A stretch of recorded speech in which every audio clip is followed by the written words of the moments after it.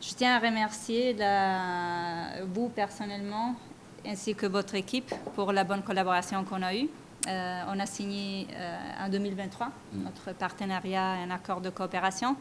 Et depuis ce moment, notre collaboration s'est intensifiée et on a renforcé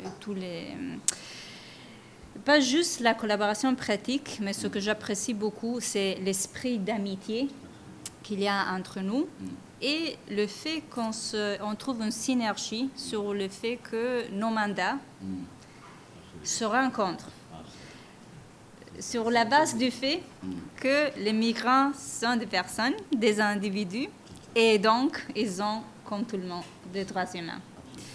Pour nous, ça, c'est la base.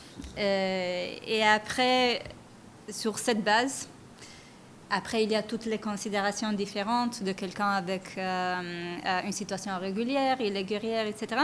Mais il y a quelque chose sur lequel on ne peut jamais négocier, on ne peut jamais discuter. La personne, n'importe quelle nationalité, n'importe quelle sa situation dans un pays, elle a des droits humains.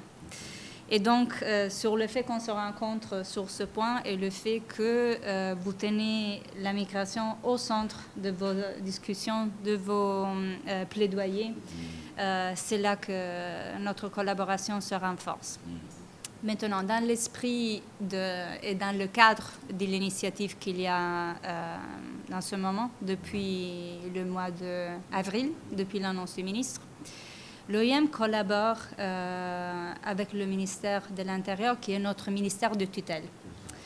Donc, si je pense en 2023, quand il y a eu une initiative un petit peu comme ça, mais quand même différente, en 2023, il n'y avait pas une période de grâce. Vous vous souvenez, il y a eu l'annonce le 1er mai, et tout de suite, on a commencé les opérations. Cette fois, mon impression est que l'opération a été mieux organisée, et ça permet aussi d'avoir des résultats et une collaboration plus forte.